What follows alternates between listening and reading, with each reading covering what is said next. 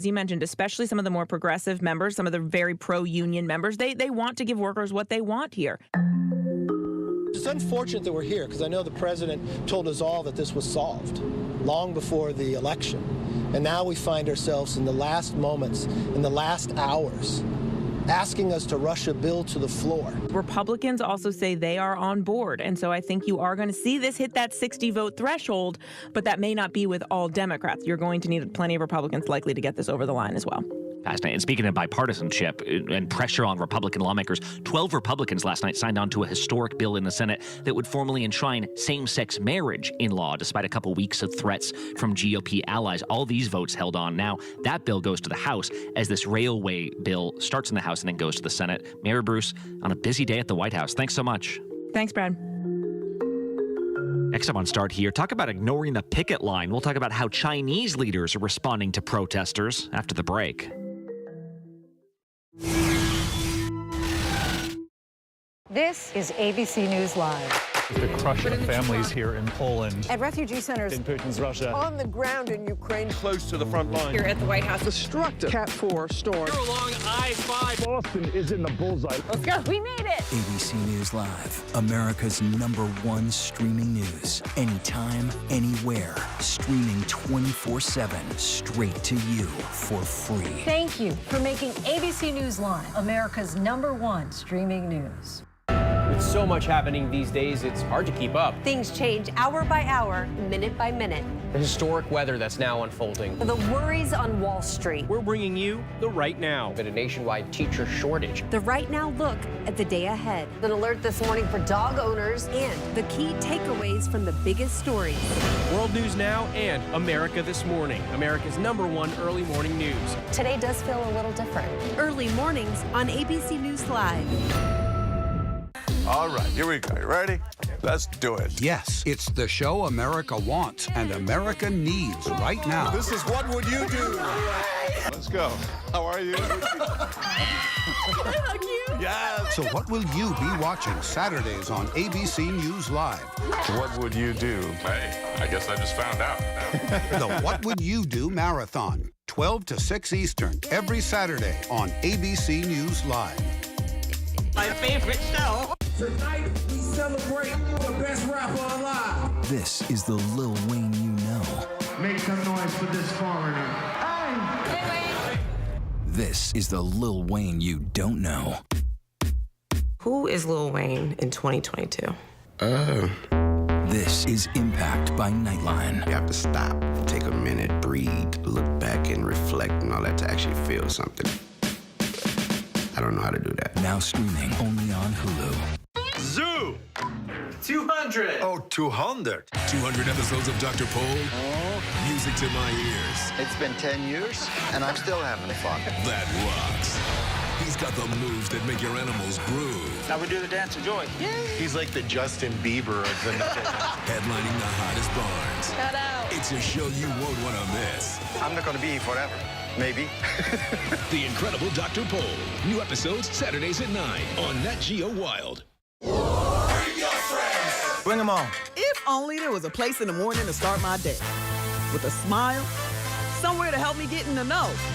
A place as spectacular as, well, me. I think we might know a place, right, guys? Bring your friends. Oh, wait, there is. Good morning, America. GMA, 7A, every day. Boom. Boom. Boom. Good morning, Michael. Good morning, Robin. Good morning, America. How are you? Boom. Now that's how you start your day, people. This is where I belong. This is home. Real dirt in the sunlight again. I'm very excited. Anything could happen at any moment. My heart is so happy right now. We're making magic. We're making magic.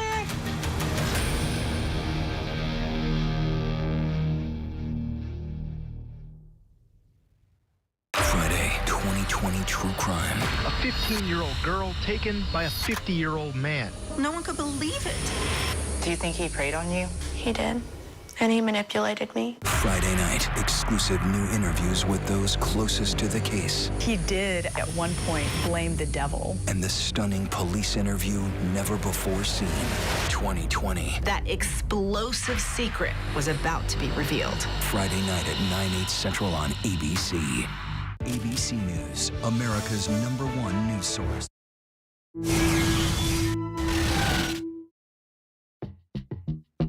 When protests erupted around China over the severity of COVID lockdowns, the big question was whether those protests would spread to major cities like Beijing.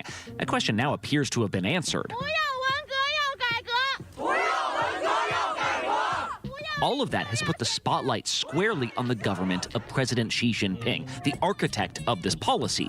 And yesterday, his government doubled down. Let's go to Colonel Stephen Ganyard. He's a former State Department official. He's now an ABC News contributor. Colonel Ganyard, first off, can you put in context how significant these protests have become? They're significant from the perspective, Brad, that it's the first time that we've seen Xi's power questioned at all publicly. Remember that when Xi was essentially coronated 2 months ago, he now is the most powerful ruler, the most powerful man in modern Chinese history. In recent days, a heavy police presence is increasing, cracking down on the growing unrest. And so this dichotomy of thinking that Xi is all powerful and that he has put into place what some have called a authoritarian, totalitarian state that is based on technology, and now we're seeing these people in the street, and so it's actually quite remarkable, but certainly not anything close to what we saw with the Tiananmen Square protests. Yeah, I was trying to think in terms of like sort of modern Chinese history. This doesn't quite rank up with like we're going to see the government kind of fall apart here, right? That's not what you're expecting. No, and I think there's an important distinction to be drawn here. Tiananmen was a reaction, mostly by students, to a crackdown on pro-democracy. The protesters sang patriotic songs and chanted slogans for freedom and democracy. That was at least the beginning of a pro-democracy movement. The People's Army is for the people, they cried. You are one of us. But I think what we're seeing here is people are just fed up with the COVID lockdowns. They're reacting to the circumstances, not to some pro-democracy. So this is not, it's not the same politicized sort of reaction that we're seeing now that we saw in the Tiananmen Square protests. Meaning that these protesters might not even hate the way the country is being run writ large, that it's more of like, hey, this specific policy needs to go. Exactly. They're mad at the circumstances. They don't like that they're being locked down. I think most of them understand that. Remember that China never came up with an mRNA indigenous vaccine, and so most of the Chinese vaccines have questionable efficacy, and so really China doesn't have much other recourse other than to lock down and try to prevent the spread of COVID. The problem for China is that the economy is still an export-driven economy. It is not a consumer economy. So if you're keeping people at home, that means you're not loading ships, which means you're not exporting, which means that your economy is going to take a hit. Clearly, China as a major economic player, and China still struggling with COVID, there's an impact on the economy. And the question is, if this keeps going on, how much of a hit does the Chinese economy take? So at some point here, the Chinese government's going to have to do something to compromise. On Monday, a Chinese foreign ministry spokesperson said Beijing was not aware of any protests abroad calling for an end to its zero COVID policy. Asked about protests at home, he said the question did not, quote, reflect what actually happened, adding that China believed the fight against COVID would be successful with the leadership of the party and the cooperation of the people. They'll probably lift some of the COVID restrictions in some way that may or may not be meaningful. They'll probably maybe pay some reparations to the people most affected here, but they're going to have to show a little bit of sympathy in the lockdown, but they cannot afford to let up their no COVID policy. So they're in a real dilemma here between COVID spreading and the economy tanking. Yeah, it didn't sound like a ton of sympathy yesterday. The government basically came out and said, sorry, not sorry, zero COVID. This policy where if there's one case, we will separate off your apartment building or even your entire city off from the rest of society. That's going to continue. So we'll see what happens with these protests. Colonel Stephen Ganyard, thank you so much. Thanks, Brad.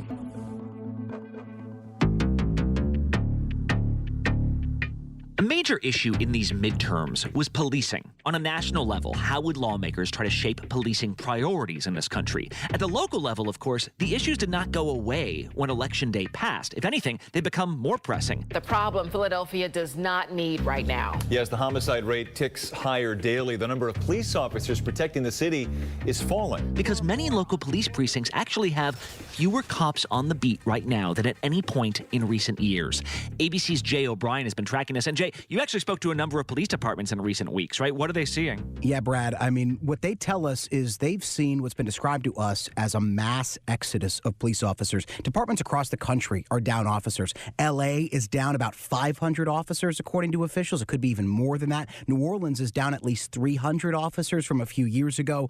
Wisconsin broke a record for how few police officers they have. They used to be out on the street corner right there. Yeah, they used to sit in the car and just literally sit right in front of here. And they're gone. Yeah. So the last time you saw them out there was last year? That's the last time I seen them actually posted and sitting was last year. We went to Philadelphia, where they're down 600 officers from their full strength. That's about 10% of their entire police force. And we spoke with the chief there, Danielle Outlaw. How do you, as Commissioner Outlaw, feel about this current shortage? Does it concern you personally?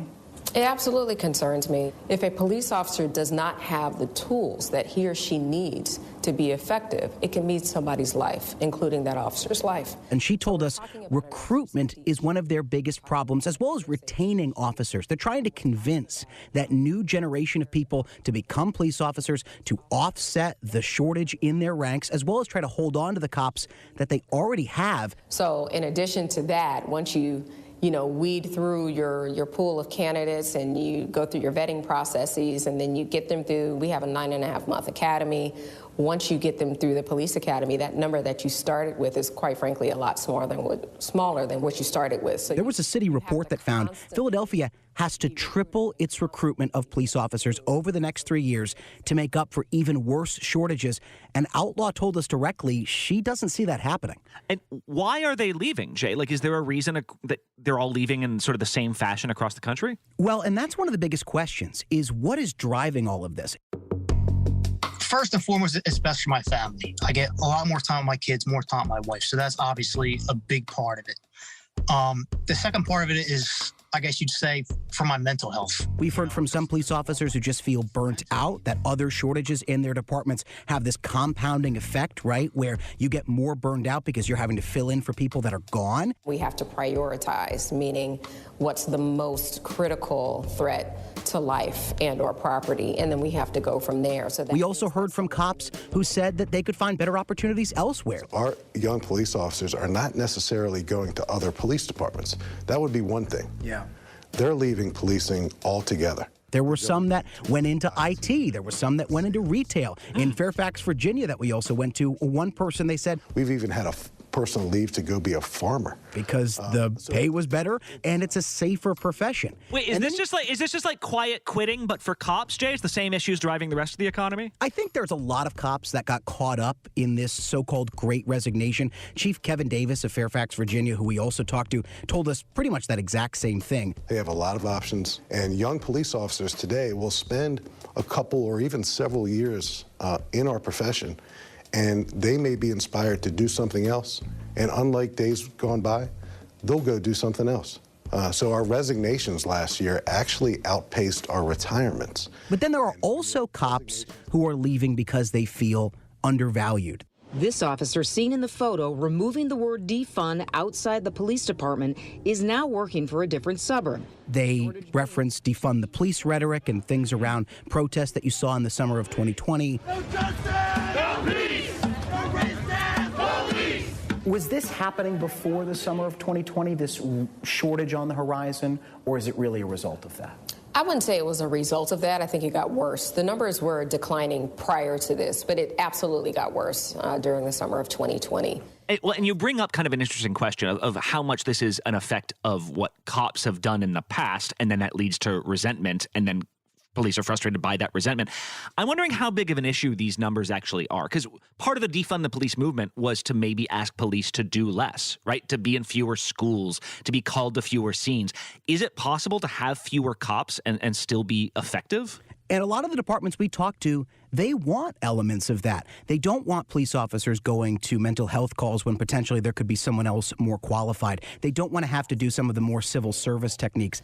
We've been pulling people out of plainclothes assignments, putting them back in marked cars and in uniform. And that comes at a cost somewhere else. That means there's an administrative duty that might not get done. In Philadelphia, they're bringing in civilians to do things like administrative work inside the police department, directing traffic in some instances, to try to free up more cops to do patrolling, to do that proactive policing, to try to stop crimes before they occur.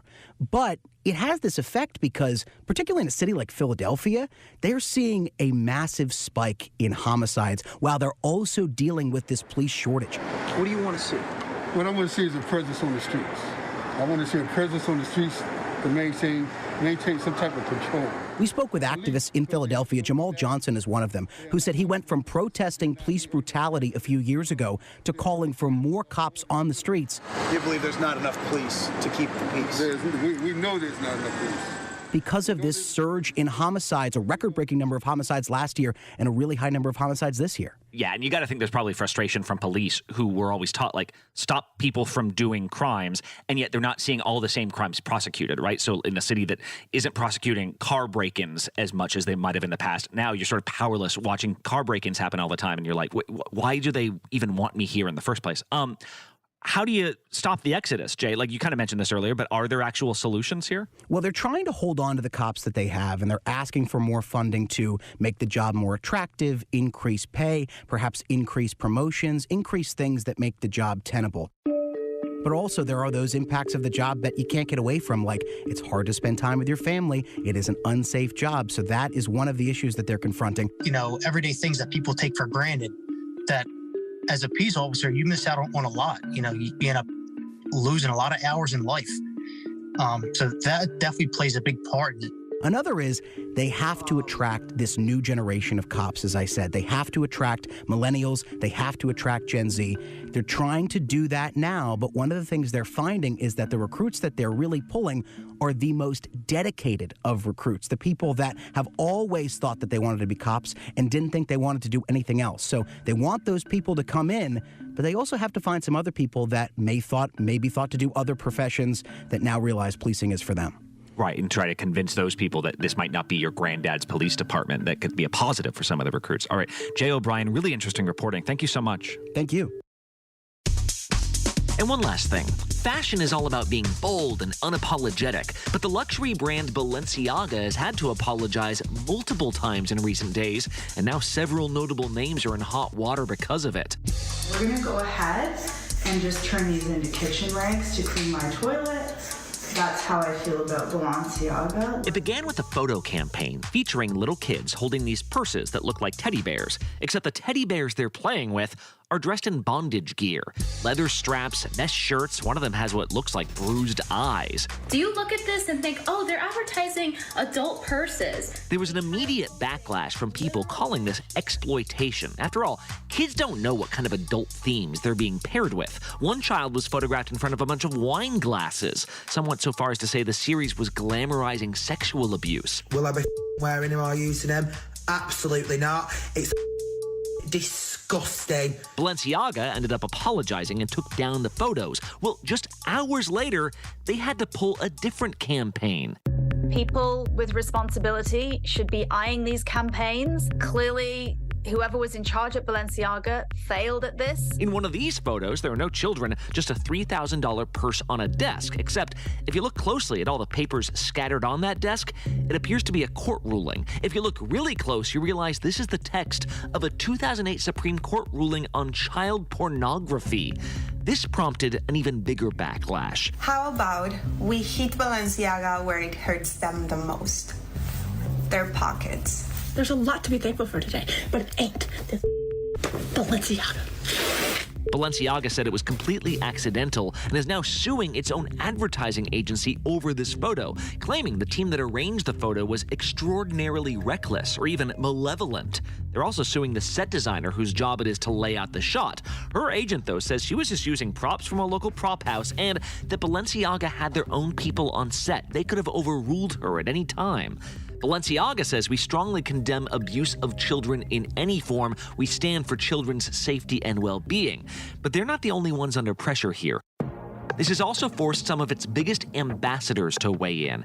Kim Kardashian said this weekend she's reevaluating her relationship with the brand and that she expects them to take action to protect children. Nicole Kidman was part of this campaign. She's being pilloried for not coming out with a swift comment. The fashion industry has often been accused of being tone deaf, and critics say these fashion houses often try to have it both ways. When a campaign succeeds, it's changing the world, but when it crashes, it's just an artistic accident. The question now is how much leeway they should get on the runway. Isn't Balenciaga the one that also made the purse that was supposed to look like a trash bag, and then they sold these trash bags for like $2,000? It was like Zoolander's coming to life, derelict. Anyway, start here tomorrow. Just hit subscribe if you want new episodes every morning delivered straight to your phone. I'm Brad Milkey. See you tomorrow.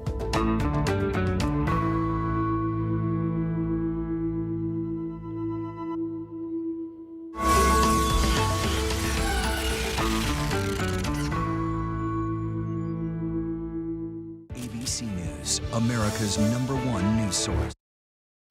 With so much at stake, so much on the line, more Americans turn here than any other newscast. ABC News World News Tonight with David Muir, America's #1 most watched newscast across all of television.